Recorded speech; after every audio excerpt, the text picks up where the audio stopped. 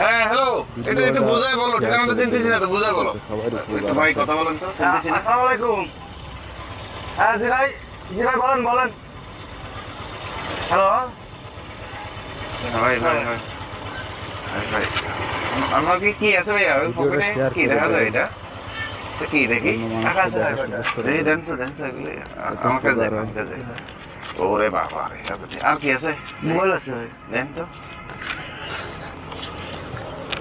আর কিছু আছে? Money bag আছে।